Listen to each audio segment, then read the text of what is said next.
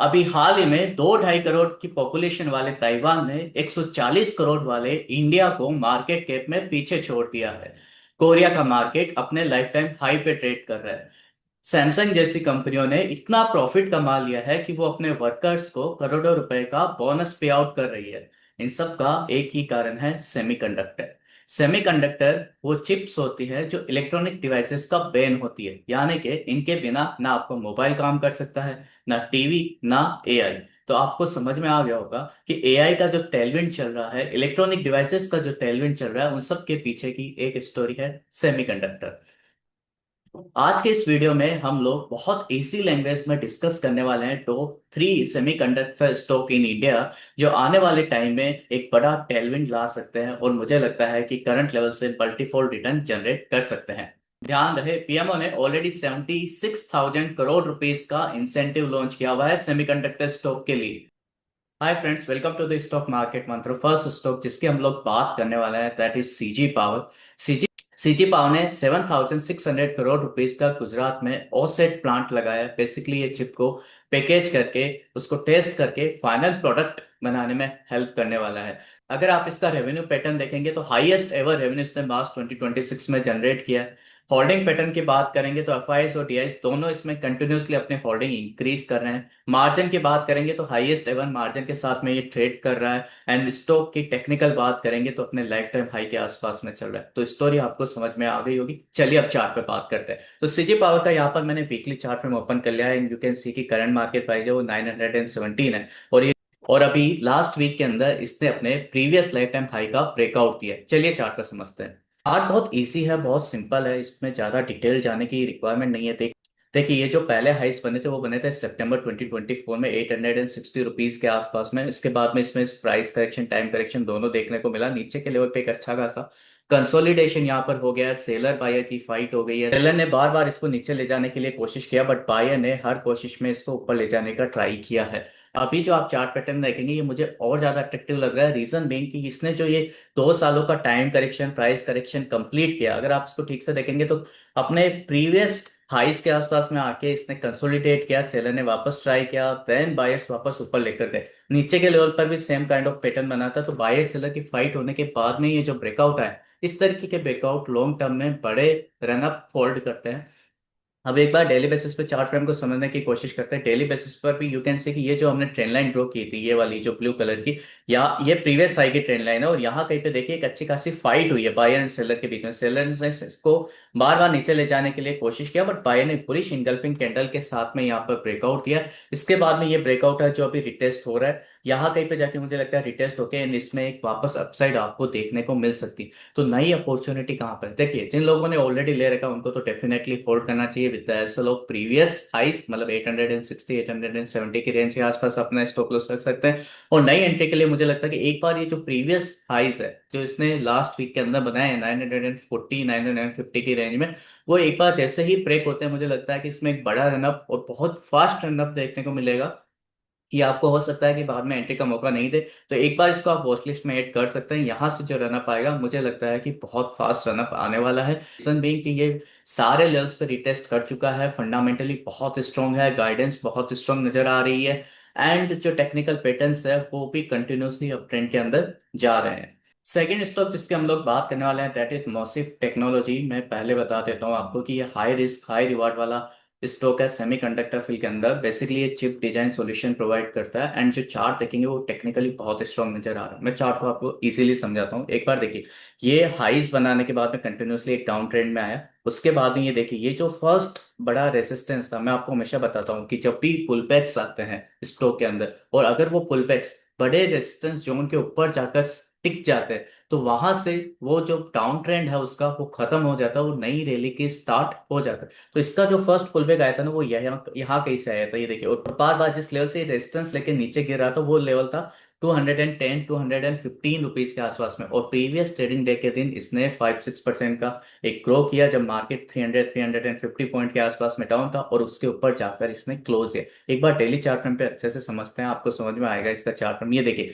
ये जो पूरा कंसोलिडेशन हुआ है नीचे के लेवल पर, इसने जो सपोर्ट लेने के बाद में ये जो पूरा कंसोलिडेशन मैंने आपके लिए मार्क किया है, इस पूरे कंसोलिडेशन का यहाँ कहीं पे एक ब्रेकआउट आता हुआ नजर आ रहा है। पहले इसने यहाँ ब्रेकआउट किया, सेलर ने फिर इसको वापस नीचे की ओर लेकर गए, नीचे पुश किया, बट बायर ने नीचे के लेवल पे कंसोलिडेट करके एक अच्छा खासा बुलिश इंगल्फिंग कैंडल के साथ में ब्रेकआउट किया। टेक्निकली चार्ट बहुत अच्छा है, मुझे लगता है कि अगर ये जो प्रीवियस हाइस है ये निकलते हैं तो इस यहाँ पर इमीडिएटली बेसिस पे आपको 300 रुपीज के आसपास में टारगेट देखने को मिल सकते हैं, और उसके ऊपर खुला नीला आसमान है, तो नया टेलविंड यहाँ से स्टार्ट हो सकता है। स्टॉक जिसकी हम लोग बात करने वाला है, ये इंडिया का सबसे फास्टेस्ट एंड एग्रेसिव सेमीकंडक्टर में अपना काम कर रहा है। 13 assembly line and 1 billion chips per year ये टारगेट कर रहा है। स्टॉक का नाम है कैंस टेक्नोलॉजी।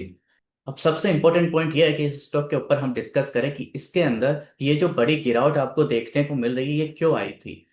बेसिकली इसके ऊपर आरोप लगे थे कि इसने जो अपने फिनेंशियल प्रेजेंट किए हैं मार्केट के अंदर, वो ट्रू पिक्चर नहीं दे रहे। बहुत सारे ट्रांजेक्शन है, लाइक रिलेटेड पार्टी ट्रांजेक्शन, और ये सब इन्होंने अपने फिनेंशियल्स में नहीं दिखाए, और इन्होंने अपनी गलती भी स्वीकार की। तो सबसे बड़ा इश्यू ये है कि इसने एक ट्रस्ट जो फैक्टर होता है, वो कहीं ना कहीं पब्लिक के बीच से ही इस स्टॉक को लेकर गायब हो गया है। इसकी वजह से इसमें एक बड़ा गिरावट आपको देखने को मिला।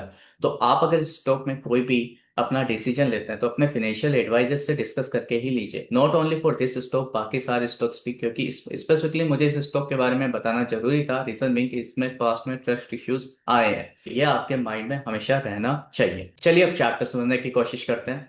देखिए, टेक्निकल चार्ट इसका एकदम डिस्टॉर्ट हो चुका है, एकदम वीक। अगर आप ठीक से देखेंगे तो ये जो प्रायर सपोर्ट थे, इसको इसने एक बड़ी बियरिश कैंडल के साथ में ब्रेक करता है। इसने बीच में यहाँ पर सपोर्ट भी लिया था, बट समहाउ इट ब्रोकन दो सपोर्ट्स। तो अभी क्या करना है, देखिए अभी के लेवल पे इसमें एंट्री लेने वाला तो कोई भी ट्रिगर नहीं है। बस एक स्टोरी है कि ये सेमीकंडक्टर में, ईएमएस में अपना एक बड़ा रोल प्ले करने वाला, बट जब तक चार्ट में पिक्चर नहीं बनती है तब तक हम यहाँ पर एंट्री नहीं ले सकते। यहाँ पर एंट्री आपको कहाँ से स्टार्ट करनी है, मुझे लगता है एसआईपी मोड पे आप देख सकते हो, बट कब, जब ये प्रायर हाई से ये जो एक बड़ा रेजिस्टेंस बना है, जहां से ये बड़ी बियरिश कैंडल आपको देखते हुए मिलती है 4500, इसके ऊपर जाकर कहीं पे एक बार आपका क्लोज आता है, तो यहाँ कहीं से आप एसआईपी मोड स्टार्ट कर सकते हो, और एक आपको बड़ा बुल रन देखने को मिल सकता है जब ये अपने 5500 रुपीज के जो लेवल है इसके ऊपर जाके कहीं कंसोलिडेट करता है एंड देन उसको ब्रेक करता है। एंड जो लास्ट स्टॉक हम लोग डिस्कस करने वाले हैं, दैट इज द अकुटास केमिकल। अकुटास केमिकल चिप नहीं बनाता है, बल्कि चिप में लगने वाला वो केमिकल बनाता है जिसके बिना चिप नहीं बन सकती है। ये कंपनी क्लेम करती है कि ये इंडिया की एकमात्र ऐसी कंपनी है जो ये केमिकल बना सकती है। कंपनी नॉट ओनली इंडिया को सर्व करती है, बल्कि यूएस, कोरिया, जापान, ताइवान जैसे बड़े सेमीकंडक्टर हब को भी सर्व करती है। अब बात करते हैं इसके टेक्निकल पैटर्न्स की। यहाँ पर मैंने अकुटास का वीकली चार्ट में ओपन कर लिया, एंड यू कैन सी कि ये कंटिन्यूसली एक अप ट्रेंड के अंदर बना हुआ है। और इसकी स्टोरी मैंने आपको बता दी तो रीजन समझ में आ गया होगा कि इसके पीछे ये इतना बड़ा टेलविंड क्यों चल रहा है। ने भी अगर इसमें पैसा लगाया होगा और किसी भी लेवल पे पैसे लगाया होगा, तो मुझे लगता है कि डेफिनेटली उसको अच्छा खासा रिटर्न देखने को मिला होगा, और अभी तक इसने कहीं पर भी एक इंडिकेशन भी नहीं दिया कि यहाँ से एग्जिट ले लेना चाहिए। चलिए अब देखने की कोशिश करते हैं कि क्या यहाँ पर नई एंट्री ले सकते हैं, रीजन में कि ऑलरेडी इसमें एक बड़ा रनअप आ गया। देखिए, इंपॉर्टेंट पॉइंट ये है कि इसमें प्रॉफिट बुकिंग तो पेंडिंग है। अगर आप इसका मंथली चार्ट फ्रेम देखेंगे ना, यू विल फाइंड कि ये कंटिन्यूसली अप ट्रेंड में 90 डिग्री के हिसाब से चल रहा है। कहीं पर भी इसमें अभी तक प्रॉफिट बुकिंग नहीं है। तो कितना भी बड़ा टेलविंड आए, कितनी भी बड़ी कंपनी हो, आपका प्रॉफिट बुकिंग होना जरूरी है। रीजन बीइंग कि मार्केट सेलर और बायर दोनों से मिलकर बनता है, और जब ये प्रॉफिट बुकिंग आती है तो कहीं ना कहीं उसके साथ कोई नेगेटिव न्यूज भी आ जाती है नॉर्मली। चार्ट को थोड़ा सा डिटेल में समझते हैं। मुझे लगता है कि यहाँ पर स्विंग ट्रेडिंग वालों के लिए स्टिल अपॉर्चुनिटी है, बट लॉन्ग टर्म वालों को थोड़ा सा वेट करना चाहिए प्रॉफिट बुकिंग के लिए। और यहाँ से पर्सनली मुझे लगता है कि ये स्टॉक करंट लेवल से भी मल्टीफोल्ड रिटर्न जनरेट कर सकता है।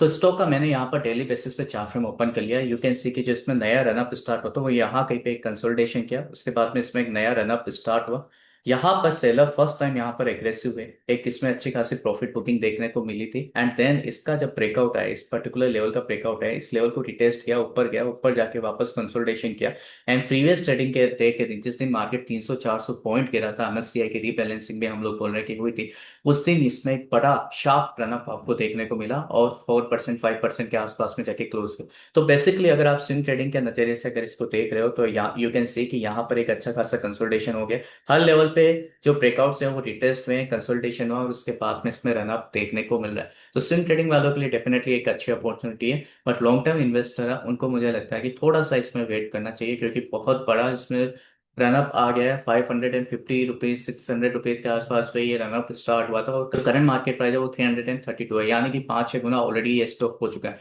तो इसकी बात करूँ तो रेवेन्यू कंटिन्यूसली मल्टीफोल्ड हो रही है। प्रॉफिट मार्जिन की बात करूँ तो हाईएस्ट एवर निकल कर आ रहे हैं। होल्डिंग पैटर्न की बात करूँ तो पब्लिक की हिस्सेदारी कम हो रही है, एफआईएस और डीआईएस कंटिन्यूसली बाइंग कर रहे हैं। गाइडेंस की बात करूँ तो बहुत स्ट्रॉन्ग मैनेजमेंट की कमेंट्री आ रही है, 25% प्लस ग्रोथ रेट से ये इंक्रीज होने का अपना दावा कर रहे हैं। वीडियो का कंटेंट अगर आपको समझ में आया होगा तो डेफिनेटली दोस्तों को शेयर करना ना भूलिए। मैंने कोशिश किया कि इजी लैंग्वेज में आपको समझा सकूं कि ये सारी जो सेमीकंडक्टर कंपनीज है ये बेसिकली क्या काम करने वाली है। रीजन में कि अगर अगर मैं ये टेक्निकल वर्ड यूज करता हूँ, पीसीबी डिजाइन है या वेफर मैन्युफैक्चरिंग है, तो ये आई थिंक कि नॉर्मली सुनने में बहुत अच्छा लगता है टेक्निकल वर्ड्स, बट इजीली हमको अंडरस्टैंडेबल नहीं होते हैं। तो मैंने कोशिश किया कि एकदम लेमन लैंग्वेज में मैं समझाऊं कि ये कंपनियां क्या काम करती है और कहाँ पर अपना रोल प्ले करने वाली है।